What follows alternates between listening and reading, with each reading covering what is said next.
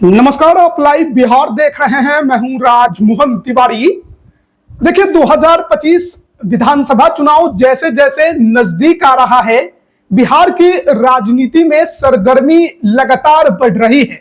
इन दिनों लगातार गठबंधन के नेताओं की बैठकें भी हो रही हैं, तो दूसरी तरफ चिराग पासवान को लेकर जिस तरीके की चर्चा अभी बिहार में छिड़ी हुई है, उसके बाद बिहार की सियासत और ज्यादा उफान मार रही है। अब चिराग पासवान क्या सचमुच 2025 का विधानसभा चुनाव लड़ेंगे? देखिए, चर्चा तो यही चल रही है। उनके पार्टी के जो सांसद हैं, जो कि उनके जीजा भी हैं, जमुई से सांसद अरुण भारती, वो लगातार कह रहे हैं कि चिराग पासवान को बिहार की जनता खूब पसंद करती है, वो सीएम के लिए प्रबल कैंडिडेट हैं और उन्हें विधानसभा चुनाव लड़ना भी चाहिए। लोक जनशक्ति पार्टी रामविलास का जो युवा प्रदेश कार्यकारिणी है, वो बैठक करके प्रस्ताव भी पास कर देता है कि चिराग पासवान इस बार 2025 में विधानसभा का चुनाव लड़े। और जिस तरीके से इस पूरे मसले पर अब तक चिराग पासवान की चुप्पी है, उसके बाद इस चर्चा ने बिहार की सियासत में जोर पकड़ लिया है।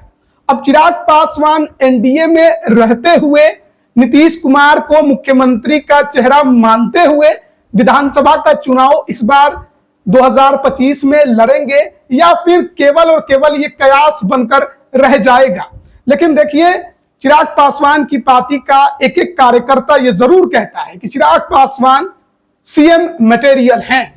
अब चिराग पासवान के जिस प्रकार से सभाओं में भीड़ उमड़ती है, उसको देखकर कहा भी जा सकता है बिल्कुल उनके पीछे भीड़ है, खासकर युवा उनके काफी ज्यादा दीवाने हैं। अब ऐसे में आज इस वीडियो में हम कुछ सीटों को लेकर चर्चा करने जा रहे हैं। सबसे पहले तो हम ये चर्चा करने की कोशिश करेंगे, समझने की कोशिश करेंगे कि चिराग पासवान अगर सचमुच विधानसभा का चुनाव लड़ते हैं तो वो सीट कौन सी हो सकती है। वर्तमान में चिराग पासवान हाजीपुर लोकसभा से सांसद हैं, जहां से उनके पिता रामविलास पासवान लंबे अरसे तक सांसद हुए और केंद्र में मंत्री बने। फिर उनके चाचा पशुपति कुमार पारस वहीं से सांसद हुए और केंद्र में मंत्री बने। लेकिन अब चिराग पासवान चाचा से झंझट के बाद 2024 के लोकसभा चुनाव में जमुई छोड़कर हाजीपुर आ गए, यहां से सांसद बने और केंद्र में मंत्री भी बन गए। अब चिराग पासवान के एक बयान ने जिस तरीके से बिहार की राजनीति में भूचाल लाया है कि मेरा प्रदेश मुझे बुला रहा है, अब इसके कई मायने हैं। चिराग पासवान तो वैसे भी बिहारी ही हैं, बिहार फर्स्ट, बिहारी फर्स्ट की बात करते हैं। अब प्रदेश बुला रहा है तो क्या लोकसभा को छोड़कर अब विधानसभा में एंट्री की तैयारी है, क्योंकि चर्चा तो उसी की है। तो ऐसे में यह समझना बहुत जरूरी है कि अगर चिराग पासवान बिहार के विधानसभा की राजनीति में एंट्री मारते हैं तो फिर वो कौन सी सीट होगी। चिराग पासवान 3 चुनाव लड़ चुके हैं, 2014 का लोकसभा जमुई से, 2019 का लोकसभा जमुई से और 2024 का लोकसभा हाजीपुर से। विधानसभा का चुनाव उन्होंने कभी नहीं लड़ा है, यानी कि उन्होंने अपनी राजनीतिक पारी की शुरुआत ही लोकसभा चुनाव से की है। लेकिन मुख्यमंत्री बनना है तो विधानमंडल का सदस्य बनना होगा। अब चिराग पासवान किस रणनीति के तहत आगे मुख्यमंत्री बनेंगे, किस तरीके से तैयारी करेंगे, किस तरीके से बिहार के अंदर अपना कुनबा जुटाएंगे, विधानसभा में विधायकों की संख्या बढ़ाएंगे, यह देखने वाली बात होगी। फिलहाल चिराग पासवान के पास सदन में कोई विधायक नहीं है। 2020 के चुनाव में अकेले लड़े, एक मटिहानी की सीट पर उनकी पार्टी को जीत मिली, लेकिन विधायक पाला बदलकर जनता दल यूनाइटेड में चले गए। तो फिलहाल विधानमंडल में उनका जो खेमा है वो पूरी तरह से खाली है, चाहे विधान परिषद की बात करिए या विधानसभा की। अब चिराग पासवान विधानसभा का चुनाव लड़ेंगे, चर्चा तो यही चल रही है। तो बात इसी की होगी कि सीट कौन सी हो सकती है। चिराग पासवान 3 चुनाव लड़े हैं और तीनों के तीनों आरक्षित सीट से, जमुई की बात कहिए या फिर हाजीपुर की बात कहिए। तो एक बात तो साफ है कि चिराग पासवान किसी सामान्य सीट से लड़ेंगे, इसकी उम्मीद न के बराबर है। चिराग पासवान एससी समाज से आते हैं, पासवान समाज से। और जाहिर तौर पर अगर बिहार विधान सभा का हम पूरा का पूरा संख्या बल देखें तो 243 विधानसभा में 36 सीटें एससी के लिए आरक्षित है, 2 सीटें एसटी के लिए आरक्षित है। तो एससी की जो 36 सीटें हैं उसमें से किसी एक सीट पर चिराग पासवान चुनाव लड़ सकते हैं। देखिए, लड़ने के लिए वो किसी जनरल सीट से यानी सामान्य सीट से भी लड़ सकते हैं, लेकिन इसकी हिम्मत कितना वो जुटा पाएंगे कि सामान्य सीट से लड़े, ये सवाल खड़ा होता है। चिराग पासवान के चाहने वाले लोगों की कमी नहीं है, लेकिन फिर भी हर नेता कोशिश करता है कि उसी सीट को चुने जहां से आसानी से जीत भी मिले और उसका प्रभाव दूर क्षेत्रों पर भी पड़े। तो आरक्षित श्रेणी में अगर मिल रहा है मौका तो सामान्य सीट में जाकर ज्यादा मेहनत करने का क्या जरूरत है। और इसी को देखते हुए जो 36 सीटें हैं उसमें से 2 सीटें ऐसी हैं जहां से लगता है कि चिराग पासवान, 2 या 3 कहिए, चिराग पासवान विधानसभा का चुनाव अगर लड़ना चाहें तो इसी सीट से लड़ सकते हैं। देखिए, आप जानते होंगे बिहार में 38 जिले हैं और इनमें से अगर हम बात करें तो 32 जिले ऐसे हैं जहां एससी के लिए सीट आरक्षित है। 6 जिलों में एससी के लिए कोई सीट आरक्षित नहीं है। शिवहर, किशनगंज, मुंगेर, लखीसराय, शेखपुरा और अरवल, इन 6 जिलों में एससी के लिए कोई सीट आरक्षित नहीं है, सभी सीट समान है। लेकिन बाकी के जो 32 जिले हैं वहां पर आपको एससी के लिए रिजर्व सीट दिखाई देगा। तो चिराग पासवान तो है खगड़िया के। अब चिराग पासवान अगर खगड़िया के हैं तो खगड़िया में 4 विधानसभा की सीटें आती हैं, उसमें एक सीट है अलौली की, उनका गृह क्षेत्र कहा जाता है, ये रिजर्व सीट है। फिलहाल आरजेडी के रामवृक्ष सदा यहां से विधायक हैं। लेकिन अलौली की बात करें तो चिराग पासवान के पिता यानी कि रामविलास पासवान इसी सीट से पहली बार राजनीति में एंट्री लिए थे, यानी कि विधायक बने थे। 1969 में संयुक्त सोशलिस्ट पार्टी से वो चुनकर बिहार विधानसभा में पहुंचे थे। फिर 72 का चुनाव वो हार गए थे।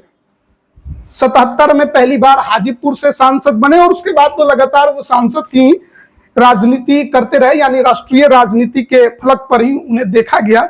उसके बाद इस सीट को 77 में पशुपति पारस को रामविलास पासवान ने दे दिया। पारस जी 77 में इस सीट से चुनाव लड़े, जीत गए, लेकिन 80 में हार गए। फिर 85 जीते, 90 जीते, 95 जीते, 2000 जीते, 2005 जीते, लेकिन 2010 हारे, 15 हारे। लेकिन 2019 में वो हाजीपुर के सांसद बन गए। तो यहाँ लोक जनशक्ति पार्टी से 2020 में किसी और ने चुनाव लड़ा, वो चुनाव हार गए रामवृक्ष सदा से, और रामवृक्ष सदा यहाँ से वर्तमान में विधायक है। तो पुश्तैनी सीट कही जा सकती है अलौली की चिराग पासवान के लिए। और चिराग पासवान अगर चाहे तो इस सुरक्षित सीट से चुनाव लड़ सकते हैं। जिस तरीके से पिता की विरासत की बात करते हैं तो अलौली उनके लिए एक परंपरागत सीट के रूप में देखी जा सकती है और लड़ना चाहे तो यहां से वो लड़ सकते हैं। लेकिन जो सूत्र कहते हैं वो कुछ और कहानी बताते हैं। उनका कहना है कि चिराग पासवान की दिलचस्पी अलौली विधानसभा सीट पर नहीं है। चिराग पासवान अब हाजीपुर की ही राजनीति करना चाहते हैं और ऐसे में वैशाली जिले के अंतर्गत हाजीपुर लोकसभा के अंतर्गत आने वाली एक सीट है राजा पाकर। राजा पाकर की सीट चिराग पासवान की पसंदीदा सीट में से एक है। चिराग पासवान को अगर विधानसभा चुनाव लड़ना होगा तो उनके कुछ खास लोग कहते हैं कि वो राजा पाकर से ही चुनाव लड़ेंगे। हाजीपुर के सांसद है और उसी के अंतर्गत यह सीट आती है।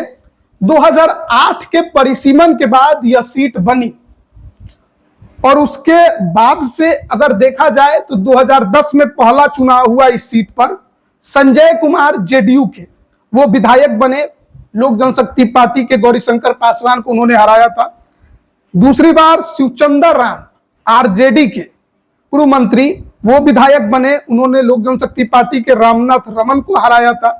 और तीसरी बार यानी 2020 में प्रतिमा कुमारी कांग्रेस की वो विधायक बनी है, उन्होंने जनता दल यूनाइटेड के महेंद्र राम को हराया और लगभग 2000 के आसपास मतों से हराया।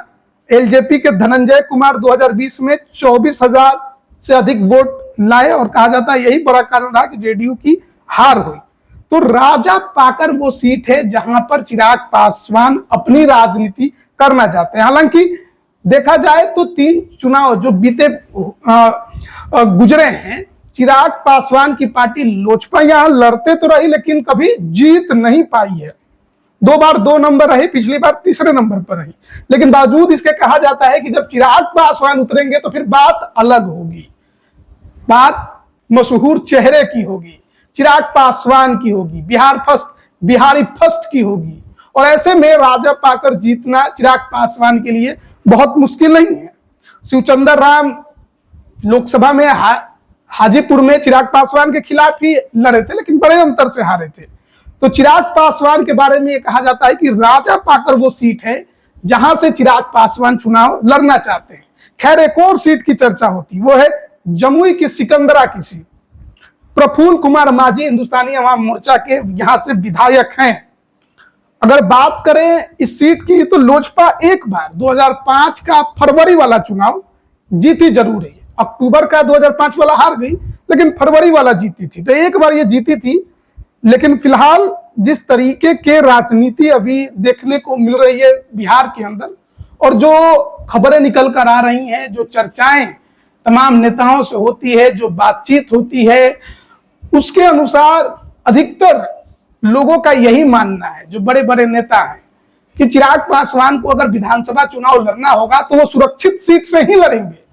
और वो सीट जो है कोई और नहीं बल्कि वैशाली जिले हाजीपुर लोकसभा के अंतर्गत आने वाली राजा पाकर की सीट हो सकती है। इन 3 सीटों को लेकर ही अभी फिलहाल सबसे ज्यादा चर्चा हो रही है।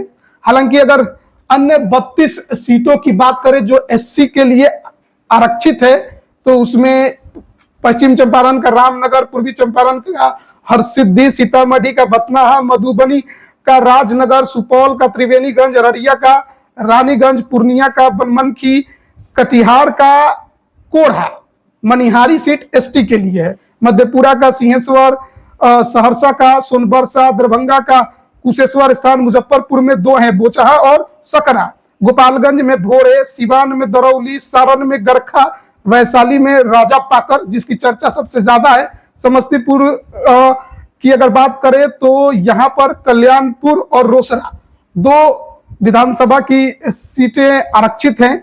बेगूसराय का बखरी, खगड़िया में अलौली तो है ही, भागलपुर में पीरपैंती, बांका में 2 सीटें आरक्षित, एक दोरैया एससी के लिए और कटोरिया जो है वो एसटी के लिए है।